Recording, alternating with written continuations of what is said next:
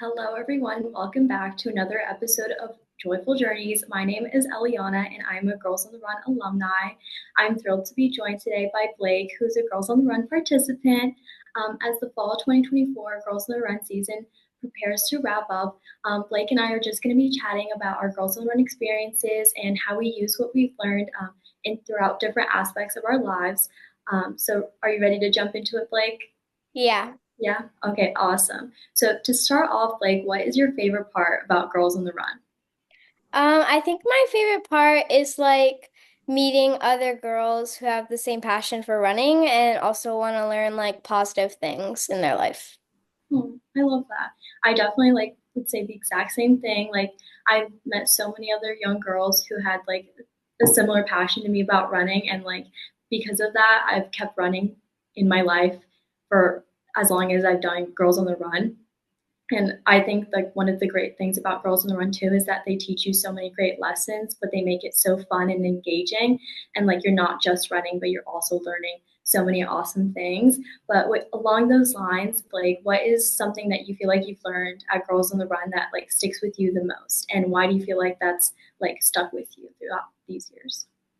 I feel like the lesson that stuck with me the most from Girls on the Run was probably the Be Beautiful lesson because it like it teaches me that like everybody's unique and like nobody's perfect and like if you're different, that means you're good. Yeah. So, Definitely. I love that. That's so cute. Like, I feel like, well, when I was a participant, I want to say the last time I did it was almost like 10 years ago now. So it's the lessons have probably changed and they're definitely a lot better now. Maybe, I don't know. But I would say like one lesson that I remember is how they made us like crumble up a piece of paper, and every time you crumbled up the paper, it symbolize like negativity and negative self-talk and how it like can impact you. And then when you like open the piece of paper, it like shrunk a little bit because of how much like impact you would have on yourself. But I feel like those kinds of things just like stuck with me throughout my years, and like I still look back on them and I'm like, no, like I need to speak positively about myself. But yeah, I would definitely like, I love that. Okay, so do you feel like you've ever used some of the tools and like skills that you've learned at Girls on the Run outside of practice? And like, can you provide like maybe a story about that? I think like yeah, I have. I think I've used like the stop and take a breather lesson. So like I've gotten to like an argument with my friends and I've like before responding to like something that they've said that like frustrates me, I could be like, "Wait, that's probably not going to help the situation." So it kind of helped me like think like how can I improve the situation instead of making it worse? Definitely. I love that. Um, do you feel like Girls on the Run like helps you like set your mind to certain goals, like when it comes to school and stuff? Yeah, I think it helps me be like don't ever give up because like if something's hard in school or if there's like something that you don't understand, um, it definitely helps me like be like I can do this no matter how hard it is. Yes, I love that. I think it was like it's basically like the same thing for me. Like I'm in college now, but I still like try to remember that I can do things, and like thinking positively, like it really does go a long way. And like just to have that implemented at such a young age is like super important.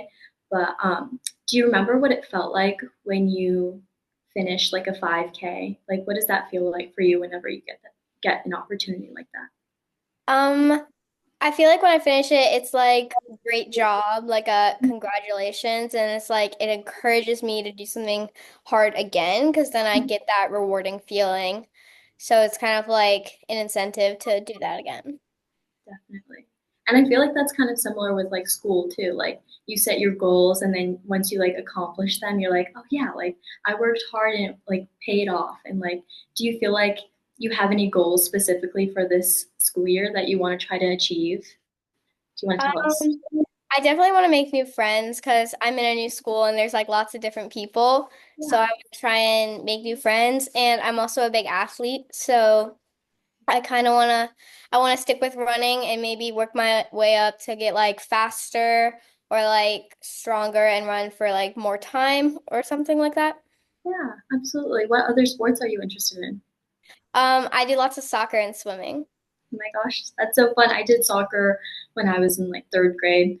I didn't stick with it, but I definitely stuck with running for like a long time. And then I played lacrosse in high school too. So that was really fun. But like, again, like it was something I had never done before, but I feel like Girls on the Run kind of helped me like step out of my comfort zone sometimes. So I was like, okay, like if I can do that, like I can do this too. So I did that in high school. So I love that. Well, I feel like that's all the questions that I have for you today, Blake. But I really enjoyed talking with you, Blake, and hearing about what your Girls on the Run experience was like. And you definitely helped me remember some of the great memories that I had as a participant all those years ago. But thank you so much for joining me today. And thank you for those listening in for joining Girls on the Run Nova for another episode of Joyful Journeys.